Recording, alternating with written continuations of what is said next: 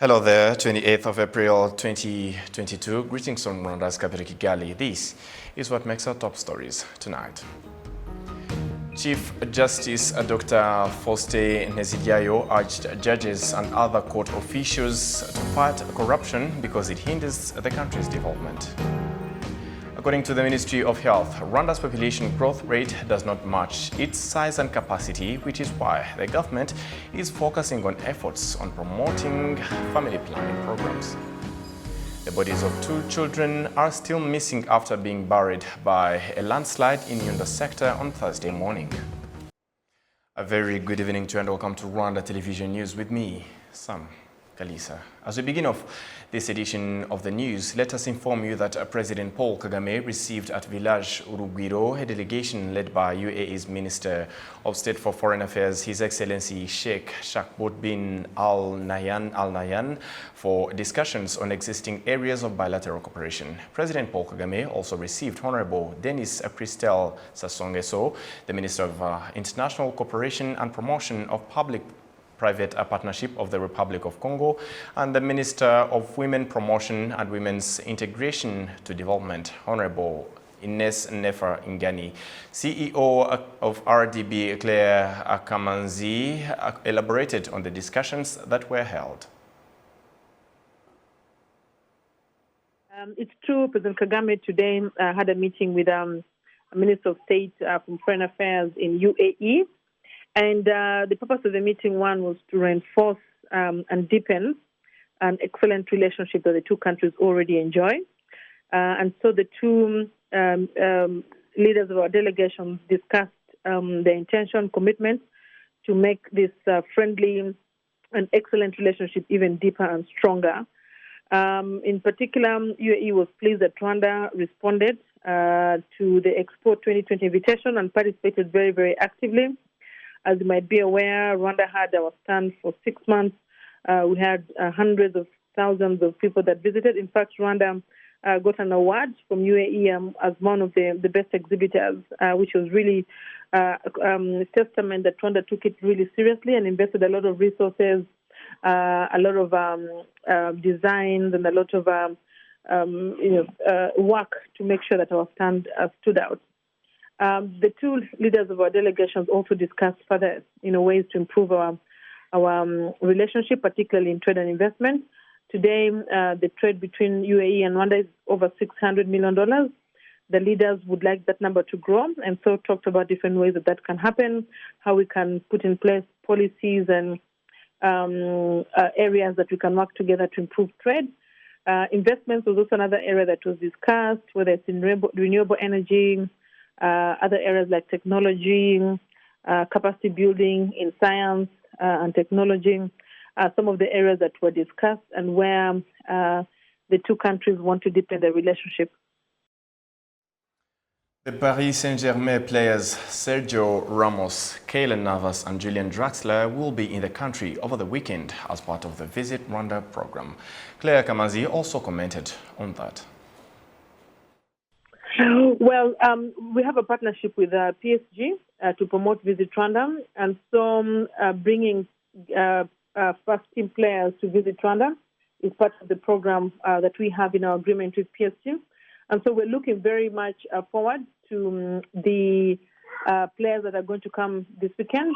And what we expect from them is that they will visit different parts of the country, different touristic sites, national parks. And then we hope that their fans, as well as the media, will take time to appreciate Rwanda's touristic attractions by following what they're doing, because many of them do have a strong following, and some of them are very well known in Rwanda and beyond.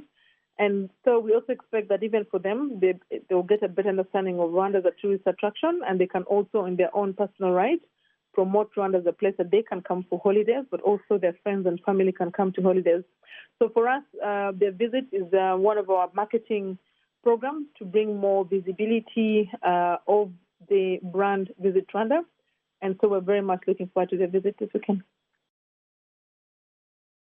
To To justice matters now, Chief Justice Dr. Faustin Hezidiayo has urged judges and other court officials to fight corruption because it hinders the country's development. He made the address on Thursday as committees in charge of fighting corruption in Rwandan courts were being officially launched. We do have more. Since 2005, 98 court workers have been convicted of serious corruption-related offences and have been punished or even expelled from the sector. In 2018, an anti-corruption law was passed, followed by a directive from the Chief Justice to set up anti-corruption committees in all Rwandan courts, replacing the ones that existed. On Thursday, anti-corruption committees, chaired by Supreme Court Judge Hitieremye Alphonse, began their work. Mupiganyi Apollinaire, the executive director of Transparency International Rwanda, pointed out that there is hope that fighting corruption in the courts is possible. Mu bushakashatsi bwacu nyine muri za perception kuko dushingira ku makuru abaturage bagaragaza ko ruswa ihari mu butaka. In our own research and perception, and as the public points out, there is corruption in justice. So corruption exists because some judges are caught red-handed. But the important thing is that responsible authorities continue to take the lead in showing Rwandans that even those who do it, it's on their own, not the justice system. Ombudsperson Nirere Madeleine noted that these committees need to work together with other agencies to be productive. The judiciary alone cannot succeed in fighting corruption. It is a joint struggle, because if the prosecutor, investigator, or the bailiff does not contribute to fighting corruption, or the citizen doesn't provide information, we won't do anything. Yet the law provides means of protection to the informant. While inaugurating the committees, the president of the Supreme Court, Dr. Faustin Hezidiayo, noted that the fight against corruption in the judiciary is not an option to make but a must, since, if not done properly, the country cannot develop. Let us not spare any effort and not to compromise on the fight against corruption in the judiciary and in other sectors. As we all know, fighting corruption is a multifaceted and complicated process requiring synergy among all sectors. It is especially important that all sectors of society recognize and assume their responsibilities toward preventing and fighting corruption, since, as demonstrated by different studies, including those carried out by Transparency International Rwanda, corruption affects all sectors of our society. Some of the corruption-related offences that have been evident among judges and other court members in recent years include forgery, changing the court case, sexual harassment, and more. Members of the Chamber of Deputies on Thursday held talks and bid farewell to the former representative of the Food and Agriculture Organization, FAO, to Rwanda. After 4 years in Rwanda, Wilbert Benau is now on his way to represent the FAO in Guinea-Conakry. He noted that Rwanda is a good country to work from and that over the years there had been efforts to make agriculture productive to farmers. Rwanda has a conducive legislative environment that facilitates and makes FAO's work quite easy. FAO, as an organization of the United Nations, is very much supporting agriculture as business, which means that farmers, like any other business person, should be able to become rich from their agricultural enterprise. And we have in Rwanda a conducive environment for that. And FAO has been supporting that very much, particularly youth engagement in agribusiness. And many of the activities conducted by the FAO in Rwanda are in line with that, attract youth into agribusiness. For example, we have developed a platform that we call ICT for Agriculture, where farmers can go and look for information on weather that tells them when they can start planting their crops, information on livestock, when to start taking care of livestock, giving them good food, make sure that any livestock disease comes and reduces production, market prices, how they can, compose a balanced diet from the agricultural products available, these kind of things. E-commerce, of course, so very good memories from what we have managed to do. And now to health matters. According to the Ministry of Health, Rwanda's population growth rate does not match its size and capacity. This is why the government of Rwanda is focusing in efforts to promote a family planning program. We have the report with Isabel Masozera. Alphonse Hakuzimana and his wife Mokakarara Marie Chantal, residents of Masaka Sector, Kichuchiro District, say that they are leading better lives after using a permanent family planning method for men known as vasectomy. They say it is now 11 years after they had their 5 children. I had an unplanned pregnancy. One of my children was born in 2010 and the other in 2021, which made it difficult for me to work, and I could not fully rely on my husband. When I went to the hospital to get my vasectomy, I was well received and the customer care was good. The doctor took the time to explain everything to me. Because of that, I was able to educate other men when they approached me worried. Most of them were curious about its impact on my sex life, and my answer was no. Today, I have inspired at least 18 men from my village to get a vasectomy, and their families are thriving. However, access to family planning services for the average person remains a challenge. There's a lot of miscommunication about the procedure, especially from people who have not been educated about family planning for men. Some say the procedure makes you impotent and you can no longer perform in bed, which was not the case for my husband because he experienced no side effects. Rwanda has committed to implementing family planning goals as part of the FP 2030 program. It was noted on Thursday that the country will aim to improve family planning using modern methods from 58% to 65% by 2030. The Minister of State in charge of primary health care disclosed that the government of Rwanda is prioritizing primary health care programs because of the urgency of the times. The government of Rwanda is aware of the returns in investment made in family planning. Research has shown that from 2015 to 2020, investing only $1 in family planning provides a return in investment of 122 in all aspects of life, including the economic aspect. In those returns, 48.5% are invested in health, 28.4% in education, and 20.1% in economic growth. According to the Ministry of Health, 3 more family planning options are to be provided by clinics in addition to existing ones.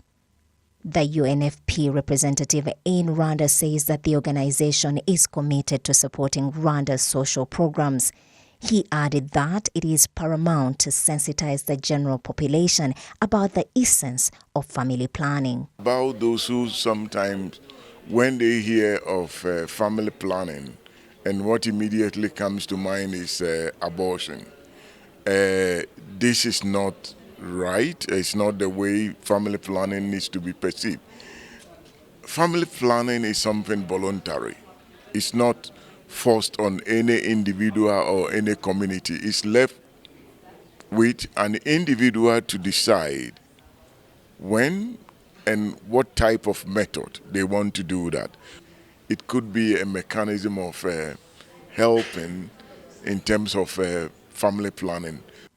a global initiative aimed at encouraging the world's population to participate in family planning programs, has led to the African continent's increase in the use of modern methods by 66% from 40 to 66 million. Isabel Masozera, RTV News.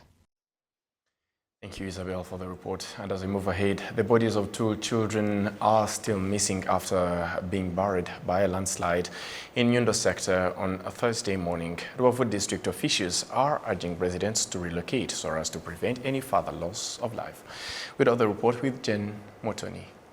8:30 in the morning, a landslide occurred on the Huye Hill in Nyundo. According to the locals, the landslide was very severe, with a lot of mud filling a sugarcane cultivation, and 2 children who had just woken up to go fetch water just below the hill were buried by it. Here is the mother of one of the children that had gone to fetch water. With so much heartbreak, she says she wants her child's body so that she can bury it. My child was just 5 years old because he would have celebrated his 5th birthday on 27th of July this year. The thing that hurts the most is that I haven't seen the body of my child because at this point, I don't have hope of seeing him alive. Those with missing relatives and residents in this area are worried and requesting the authorities to relocate them from this area as it is currently a high-risk zone. For us who live near here, we occasionally hear things burst as if it's a plane crash. So I think there is gas under the ground. Because it's not normal, we are very scared because we use this land to cultivate and sustain ourselves. Our children are always here. So if it continues, we won't survive. I think a research should be carried out to find the cause of this heavy landslide because as you can see, it's happening gradually. The mayor of Rubavu district, Kambogo Ildefonse, says there are quick plans in place to relocate people living near this hill. Where the landslides occurred, people were cultivating on that land, which is why there is a need to plant more trees in that area and people residing near the hill to be relocated. The landscape in Nyundo and Kanama sector is difficult because they have long hills. This has also served as a wake-up call for us to attend to areas with similar conditions and solve the issues in those areas and protect the lives of the people. This was not the first landslide, as it occurred 2 months ago and destroyed large portions of farms. Jane Mutoni, RTV News. Researchers and stakeholders in the sector of technology point out that even though the use of mobile communication technology has so far improved, there is still a lot that needs to be done to promote and enhance the use of this technology so that it can contribute more in the development of the country. This was reiterated on a Thursday in the 7th International Conference on Mobile Communication Technology, which was closely evaluating opportunities, issues found in the use of this technology and how these issues can be solved. We have more with Olive Nhete. Mobile technology is on the rise and bears a number of benefits, including improved communication, business operations, and advancing knowledge. It is currently being widely used in Rwanda, where many use it in various services, including commercial, medical, banking, and other various services. Jean Emenda Bahariye, a student in the University of Rwanda in the Department of Internet of Things, said that through the knowledge gained in technology, he managed to do an application that can be used by mobile phone users in accessing some of the information needed. My project was about the e-health, where we develop application like a platform and the mobile application for accessing the patient information.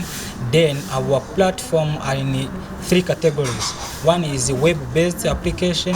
The second is a mobile application based on Android application. Then we have developed again for people from living without smartphone. We use USSD code where we use some DS576 and the hashtag. Then we can access particular information. Dr. Inyas Gatare, the principal of the College of Science and Technology in the University of Rwanda, notes that despite the fact that mobile communication technology has been assisting people in various activities, there are challenges still faced in the use of this technology. As far as use of mobile technology is concerned, globally, we know that the issue of information security is key. Fortunately, this is also an area of research. So globally, it's not a national challenge only. There is also an issue of access to advanced devices like smartphone, because to leverage the potential of mobile technology, you need appropriate devices. So we hope with the efforts of government in terms of bringing more investors, we can have more and more people who have access to those devices which are needed to leverage the potential of mobile technology. The Vice Chancellor of the University of Rwanda, Professor Alexandre Diambabaje, notes that despite achievements made in the use of technology, there is still a lot to be done to enhance the use of technology so that it can contribute more to the development of the country. Twarimo tuvuga mu kanya ikibazo kijyanye nuko igihugu cyacu natwe dushobora gutangira gutekereza ukuntu. We were discussing on how our country can start to think about how trade and commerce with other countries can be done without using tangible money. This has a lot of benefits. First of all, for people, because theft cases will reduce. Secondly, it is about boosting the national economy through taxation, because then taxes will be immediately collected without going to see people so that they can pay taxes. The third is in banking services, where the time spent waiting for service to be delivered can be used in other activities. So it is important that researchers come together and discuss on our role as researchers in contributing in that technology, and also to identify where we still need to enforce and see how we can boost our economy and changing the way of doing things in our country through embracing technology. Currently, users of mobile technology in Rwanda are at 80%. This international conference is happening for the 7th time and will last 3 days. Olive Nete, RTV News. Thank you, Olive, for the report. And in agriculture now, agriculture experts and researchers from Africa and beyond convened in Kigali, where they had discussions about agricultural developments with an aim to increase the harvest and quality aspects of the process on the continent. Despite fertile soils, Africa imports food worth $35 billion every year. We have the report with Precious Chirezi. Farmers all over the country say they would like to modernize their farming practices with the aim to increase the quality and quantity of their harvest, and they need financial help to purchase the fertilizers and equipment needed to attain their goal. As farmers, we face many challenges that include getting machines such as irrigation and pesticide spraying equipment. The prices for fertilizers have gone up, and that is very challenging for us as farmers. Ikindi dukunda kugira nacyo ibijyanye n'amafumbire ubu yarazamutse cyane ni imbogamizi ikomeye ku muhinzi kutwongerera imiti no kuvuga yuko to support us so that we could get the necessary pesticides to spray our crops because the pests have increased is all we ask of the government. These issues and many others are being discussed by the agriculture experts and researchers from West Africa with the inclusion of Rwanda and Burundi in their seminar. Willy Irakoze, a Burundian researcher, is of the view that these are general challenges faced by farmers in the continent that researchers should find solutions for. Ibyo byose rero usanga navyo bigenda bigira ikibazo haba mu kugabanuka mu bwinshi haba. All these problems result into the fall in productivity levels and quality of African products. These are challenges commonly faced by African farmers, and which is why researchers should find solutions for these problems, because we are in countries where population growth means that there is less land to cultivate and more people to feed, which is not a good balance, which is why an expert needs to look into it. Kogereza umwimbu ukaba mwinshi cyane kugira abantu babaye benshi bafungure ariko isi wabirimira ko iri kigabanuka bisaba rero ubushakashatsi bukomeye kugira ngo ivyo bintu bishoboke. The seminar was organized by the Consultative Group for International Agriculture Research, the finance director of the International Institute of Tropical Agriculture that facilitates agricultural development institutions in the district. Regina Kampinga is of the view that agricultural problems in this continent have solutions. we are working towards the global sustainable development goals, which we are set at global level, to targeting up to 2030, but also addressing it on piecemeal by 5 years, but looking forward for the impact to be felt globally by 2030. So that is, we are looking for zero hunger at that time. We are looking at very reduced malnutrition to women at reproductive stage as well as children. We are also looking at increased rate of youth employment, gender empowerment and inclusiveness, and climate change. We have a lot of innovations which can be able to address climate change, to mitigate it through agricultural sector development. The Director General of the Rwanda Agriculture and Animal Resources Development Board, Patrick Karangwa, says the solutions researchers have come up with for agricultural problems in the continent are often decided upon by the heads of state in their various meetings. Iyo abashakashatsi bahuye mu nama nk'izi ngizi tubirebera hamwe. When researchers meet in conventions like this, we evaluate and analyze the same situations. We analyze how different technological developments are solving problems all over the world, and those concerning Africa have to be co-signed on by the head of states before implementation. SDG agreements are signed. Malabo and Maputo, they discussed how they are going to fight against poverty. If we collectively decided to fight against poverty and the international community collaborated, this would be a very attainable goal.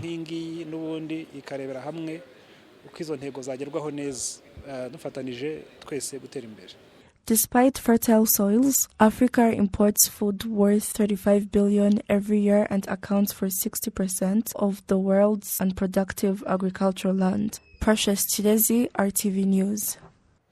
And on behalf of the entire news and production team that made it happen, many thanks for being with us on Rwanda Television News. My name is Sam Kalisa. Stay safe and have a good evening.